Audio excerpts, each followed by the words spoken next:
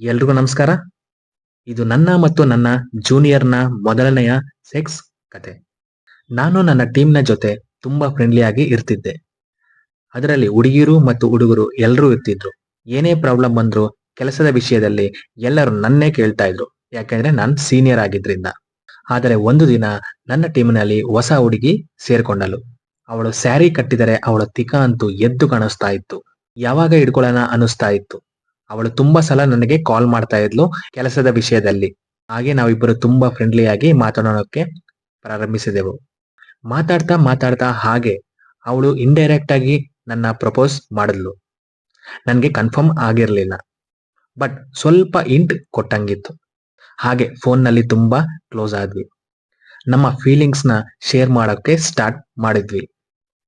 ದಿನ ಜಾಸ್ತಿ ಹೊತ್ತು ಫೋನ್ನಲ್ಲಿ ಮಾತಾಡ್ತಾ ಇದ್ವಿ. ವಿಡಿಯೋ ಕಾಲ್ ಕೂಡ ಮಾಡ್ತಾ ಇದ್ರಿ. ವಿಡಿಯೋ ಕಾಲ್ ಮಾಡಿದಾಗ ಅವಳು ಅವಳ ಮೊಳೆಗಳನ್ನು ತೋರಿಸುತ್ತಾ ಮಾತನಾಡುತ್ತಿದ್ದಳು. ಇಲ್ಲಿ ನನ್ನ ತುನ್ನೆ ಅಂತೂ ಮಲಗುತ್ತಾ ಇರಲಿಲ್ಲ. ಅವಳಿಗೆ ಮದುವೆ ಆಗಿ 2 ಮಕ್ಕಳು ಇದ್ದರು.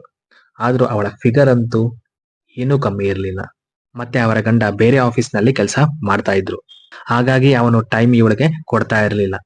ನನಗೂ ಮದುವೆ ಆಗಿ ಡೈವೋರ್ಸ್ ಆಗಿತ್ತು. ಒಂದು ಒಳ್ಳೆ ಫಿಗರ್‌ಗೋಸ್ಕರ ನಾನು ಕಾಯ್ತಾ ಇದ್ದೆ ಕೆಯ್ಯಕ್ಕೆ. ಒಂದು ದಿನ ಅವಳು ಹೆಲ್ತ್ ಪ್ರಾಬ್ಲಮ್ ಆಗಿದೆ ಅಂತ ಹಾಸ್ಪಿಟಲ್‌ಗೆ ಒಂಟಿಯಾಗಿ ಹೋಗ್ತಿದ್ದೀನಿ ಅಂತ ನನಗೆ ಹೇಳಿದ್ಲು. ಆಗ ನಾನು ಬರ್ತೀನಿ ಅಂತ ಹೇಳಿದೆ. ಅವಳು ಓಕೆ ಅಂದಳು. ಅವಳು ಆಟೋದಲ್ಲಿ ಬಂದಳು. ಆಟೋದಿಂದ ಇಳಿದಾಗ ಅವಳನ್ನು ನೋಡಿ ಯಾವಾಗ ಇವಳನ್ನು ನಾನು ದೆಂಗುವುದು ಅನ್ಕೊಂತಾ ಇದ್ದೆ. ನಾನು ಮಧ್ಯದಲ್ಲಿ ಅವಳನ್ನು ಪಿಕ್ ಮಾಡಿಕೊಂಡು ಮತ್ತು ನನ್ನ ಕಾರಿನಲ್ಲಿ ಹತ್ತಿಸ್ಕೊಂಡೆ. ಅವಳನ್ನು ನೋಡ್ತಾನೆ ನನ್ನ ತೊನ್ನೆಯಂತೂ ಟೈಟ್ ಆಗಿ ಹೋಯಿತು. ಅಲ್ಲಿಂದ ಹಾಸ್ಪಿಟಲ್‌ಗೆ ಹೋದ್ವಿ. ಅಲ್ಲಿ ಟೋಕನ್ ತಗೊಂಡು ಮತ್ತೆ ಅಪಾಯಿಂಟ್ಮೆಂಟ್‌ಗೆ 2 ಗಂಟೆ ಟೈಮ್ ಇತ್ತು. ಅದಕ್ಕೆ ಸರಿ ಬಾ ತಿಂಡಿ ತಿನ್ನೋಣ ಅಂತ ಹೇಳಿ ನಾನು ನನ್ನ ಕಾರಿನಲ್ಲಿ ಕರ್ಕೊಂಡು ಹೋದೆ. ಚೆನ್ನಾಗಿರೋ ಹೋಟೆಲ್‌ನ ಹುಡುಕುತ್ತಾ ಇದ್ವಿ.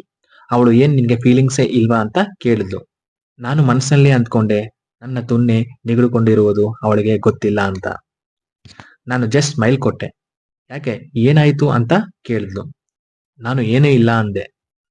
ಯಾಕೆ ನನ್ನ ನೋಡ್ತಿದ್ರೆ ಮೂಡ್ ಬರ್ತಾ ಇಲ್ವಾ ಅಂತ ಹೇಳಿದ್ಲು. ನಾನು ಆತರ ಏನೂ ಇಲ್ಲ ಅಂದೆ. ಸಡನ್ ಆಗಿ ಅವಳು ನನ್ನ ಪ್ಯಾಂಟ್ ಮೇಲೆ ಕೈ ಇಟ್ಲು. ನನ್ನ ತುನ್ನೆ ಹಿಡ್ಕೊಂಡು ಏನಿದು ನಿನ್ನ ಮುಖ ನೋಡಿದ್ರೆ ಏನು ಫೀಲಿಂಗ್ಸೇ ಇಲ್ಲ ಅನ್ನೋ ತರ ಇದೆ. ಆದ್ರೆ ನಿನ್ನ ತುನ್ನೆ ಮಾತ್ರ ತುಂಬಾ ಟೈಟ್ ಆಗಿ ಆಗ್ಬಿಟ್ಟಿದೆ ಅಂದಳು. ನಿನ್ನ ನೋಡಿದ ತಕ್ಷಣನೇ ನನಗೆ ಫುಲ್ ಮೂಡ್ ಬಂತು. ಆದ್ರೆ ನನ್ನ ಮುಖದಲ್ಲಿ ಅದು ಕಾಣಿಸುವುದಿಲ್ಲ. ನಾನು ಆಗ ನಿನ್ನ ನೋಡಿದ ತಕ್ಷಣ ನಾನು ಫುಲ್ ಮೂಡಿಗೆ ಬಂದೆ ಅಂತ ಹೇಳಿದೆ. ಆಗ ಅರ್ಥ ಆಯ್ತು ನನಗೆ ನಾನು ಏನೇ ಹೇಳಿದರೂ ಅವಳಿಗೆ ಇಷ್ಟ ಅಂತ. ಆಮೇಲೆ ತಿಂಡಿ ಮುಗಿಸಿ ಹಾಸ್ಪಿಟಲ್ ಪಾರ್ಕಿಂಗ್ ನಲ್ಲಿ ಕಾರ್ ನಿಲ್ಸಿದೆವು. ಅಲ್ಲಿ ಅವಳು ನನ್ನ ತುನ್ನೆ ಹಿಡ್ಕೊಂಡ್ಲು. ಆಗ ನಾನು ಅವಳ ಮೊಳೆಗಳನ್ನು ಹಿಡಿದುಕೊಂಡು ಈಸಿಕೊಳ್ಳಲು ಪ್ರಾರಂಭಿಸಿದೆನು. ನನಗೆ ಕಂಟ್ರೋಲ್ ಮಾಡಕ್ಕೇ ಆಗ್ಲಿಲ್ಲ. ತಕ್ಷಣ ಅವಳಿಗೆ ಲಿಪ್ ಟು ಲಿಪ್ ಕಿಸ್ ಕೊಟ್ಟೇ ಬಿಟ್ಟೆ. ನನ್ನ ತುನ್ನೆ ಅಂತೂ ಗಟ್ಟಿ ಆಯಿತು. ನಿಧಾನವಾಗಿ ಅವಳ ಜಾಕೆಟ್ನೊಳಗೆ ನನ್ನ ಕೈ ಹಾಕಿದೆ. ನನ್ನ ತುನ್ನೆ ಇನ್ನೂ ಗಟ್ಟಿಯಾಗಲು ಪ್ರಾರಂಭಿಸಿತು. ಅವಳು ನನ್ನ ಜಿಪ್ ತೆಗೆಯಲು ಹೇಳಿದಳು. ನಾನು ತೆಗೆದೆ. ಅವಳು ನನ್ನ ತುನ್ನೆಯನ್ನು ಹಿಡಿಕೊಂಡು ಮುಂದೆ ಹಿಂದೆ ನಿಧಾನವಾಗಿ ಆಡಿಸಲು ಪ್ರಾರಂಭಿಸಿದಳು. ಹೆಣ್ಣಿನ ಕೈ ತಗಲದೆ ನನ್ನ ತುನ್ನೆ ಸುಮಾರು ವರ್ಷಗಳಾಗಿತ್ತು. ಆ ಕೈ ಟಚ್ ಆದ ಕೂಡಲೇ ನನ್ನ ತುನ್ನೆ ಸುಖಮಯವಾಯಿತು. ನಾನು ಸ್ವರ್ಗದಲ್ಲಿ ತೇಲುತ್ತಾ ಇದ್ದೆ ಮತ್ತು ಅವಳು ನಿಧಾನವಾಗಿ ನನ್ನ ತುನ್ನೆಯನ್ನು ಚೀಪಲು ಪ್ರಾರಂಭಿಸಿದಳು. ನನಗಂತೂ ತಡೆಯೋಕೆ ಆಗ್ಲಿಲ್ಲ. ನಾನು ಹಿಂದೆ ಸೀಟ್ಗೆ ಹೋಗೋಣ ಅಂತ ಹೇಳಿದೆ. ಅವಳು ಸರಿ ಅಂದ್ಲು. ನನಗೆ ಹಿಂದೆ ಹೋದ್ಮೇಲೆ ನನಗೆ ಸ್ವಲ್ಪ ಜಾಸ್ತಿ ಜಾಗ ಸಿಕ್ತು ಕೈ ಬಿಡೋಕೆ. ನನ್ನ ಕೈ ಅವಳ ತಿಕದ ಮೇಲೆ ಉಜ್ಜುತ್ತಿತ್ತು. ಅವಳ ತಿಕ ಅಂತೂ ತುಂಬಾ ದೊಡ್ಡದಾಗಿತ್ತು. ನನಗೆ ತುಂಬಾ ಅಂದ್ರೆ ತುಂಬಾ ಇಷ್ಟ ಆಯಿತು. ಆಗ ಅವಳನ್ನು ನನ್ನ ತೊಡೆ ಮೇಲೆ ಮಲಗಿಸಿಕೊಂಡು ಕಿಸ್ ಮಾಡಲು ಪ್ರಾರಂಭಿಸಿದೆ. ತುಟಿಯಿಂದ ತುಟಿಗೆ. ಮತ್ತೆ ಅವಳ ಬ್ರಾ ಬಿಚ್ಚಿದೆ. ಅವಳ ಮೊಳೆಗಳಂತೂ ಸೂಪರ್ ಆಗಿತ್ತು. ಆಗ ಅದನ್ನು ಚೀಪುತ್ತಾ ಇಸಿಕುತ್ತಾ ಹಾಗೆ ಮುಂದುವರೆಸಿದೆ. ಹಾಗೆ ನನ್ನ ಒಂದು ಕೈಯನ್ನು ಭಯದಿಂದ ಅವಳ ತುಲ್ಲಿನ ಮೇಲೆ ಉಜ್ಜಲು ಪ್ರಾರಂಭಿಸಿದೆ. ಹಾಗೆ ನಿಧಾನವಾಗಿ ನನ್ನ ಕೈ ಅವಳ ಕಾಚ ಒಳಗಡೆ ಹಾಕಿದೆ. ಹಾಗೆ ಅವಳ ತುಲ್ಲಿನ ಮೇಲೆ ಉಜ್ಜಲು ಪ್ರಾರಂಭಿಸಿದೆ. ನಿಧಾನವಾಗಿ ಅವಳ ತುಲ್ಲಿನ ಒಳಗಡೆ ನನ್ನ ಬೆರಳನ್ನು ಇಟ್ಟು ತೆಗೆಯುತ್ತಿದ್ದೆ. ಅದಾದ ನಂತರ ಮತ್ತೆ ಅವಳನ್ನು ನನ್ನ ತೊಡೆ ಮೇಲೆ ಕೂರಿಸಿಕೊಂಡು ಅವಳ ಮೊಳೆಗಳನ್ನು ಇಸಿಕಲು ಪ್ರಾರಂಭಿಸಿದೆ. ಅವಳು ತುಂಬಾ ಮೂಡ್ ಬಂದಿತ್ತು. ಅವಳಂತೂ ಕಂಟ್ರೋಲ್ ಮಾಡಕ್ಕೆ ಆಗ್ಲಿಲ್ಲ. ಪಾರ್ಕಿಂಗ್ ನಲ್ಲಿ ಕಷ್ಟ ಅಂತ ಹಾಗೆ ರೊಮ್ಯಾಂಟಿಕ್ ಮಾಡ್ತಾ ಇದ್ದೆ. ನನ್ನ ತುನ್ನೆಯಂತೂ ಅವಳ ತುಲ್ಲಿನೊಳಗಡೆ ಹೋಗಲು ಕಾಯುತ್ತಾ ಇತ್ತು. ಆದಷ್ಟು ಬೇಗ ನಿನ್ನ ತುನ್ನೆ ನನ್ನ ತುಲ್ಲಿನೊಳಗಡೆ ಸೇರಿಸು. ನಿಧಾನವಾಗಿ ಅವಳು ಅವಳ ಪ್ಯಾಂಟ್ನ ಬಿಚ್ಚಿ, ನಿನ್ನ ತುನ್ನೆ ನನ್ನ ತುಲ್ಲಿನೊಳಗಡೆ ಇರ್ತೀಯ ಅಂದಳು. ನನಗಂತೂ ತಡೆಯೋಕೆ ಆಗ್ಲಿಲ್ಲ. ನಾನು ಸರಿ ಅಂದೆ. ಅವಳ ತಿಕ್ಕ ನೋಡ್ತಾ ಇದ್ರೆ ಮೂಡ್ ಕಂಟ್ರೋಲ್ ಆಗ್ತೇನೆ ಇಲ್ಲ. ಆಗ ನನ್ನ ತುನ್ನೆ ಅವಳ ತುಲ್ಲಿನೊಳಗಡೆ ಇಟ್ಟಿ ಅವಳ ಮೇಳಕ್ಕೆ ಕೆಳಗಕ್ಕೆ ಮಾಡುತ್ತಾ ಇದ್ದಳು. ನನಗಂತ ಶಬ್ದಗಳು ಮಾಡಲು ಪ್ರಾರಂಭಿಸಿದೆ. ಆ ಎಷ್ಟು ದಿನದಿಂದ ನಾನು ಈ ತರ ಮಾಡಿಸ್ಕೊಳಕ್ಕೆ ಕಾಯ್ಕೊಂತಾ ಇದ್ದೆ ಅಂತ ಹೇಳ್ತಾ ಇದ್ಲು. ಬೇರೆ ಲೋಕದಲ್ಲಿ ತೇಲೋಡುತ್ತಾ ಇದ್ದೆ. ಆಗ ಚೆನ್ನಾಗಿ ಕೇಯ್ತಾ ಇದ್ದೆ.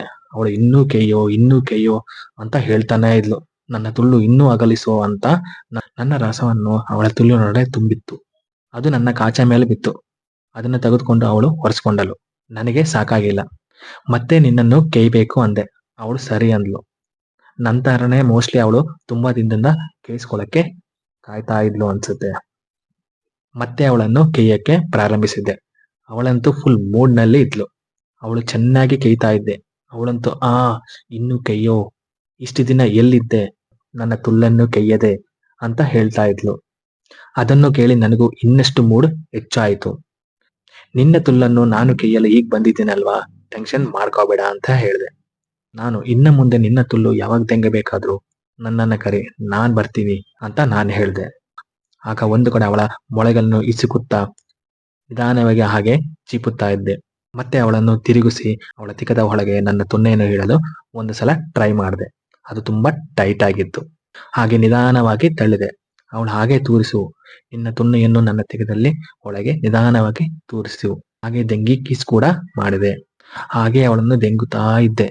ಏನೇ ಇರಲಿ, ಅವಳು ಇಬ್ಬರ ಮಕ್ಕಳ ತಾಯಿ ಆಗಿದ್ರು. ಅವಳ ತಿಕ್ಕ, ಅವಳ ತುಳ್ಳು, ಅವಳ ಮೊಳೆಗಳು ತುಂಬಾ ಸೂಪರ್ ಆಗಿತ್ತು.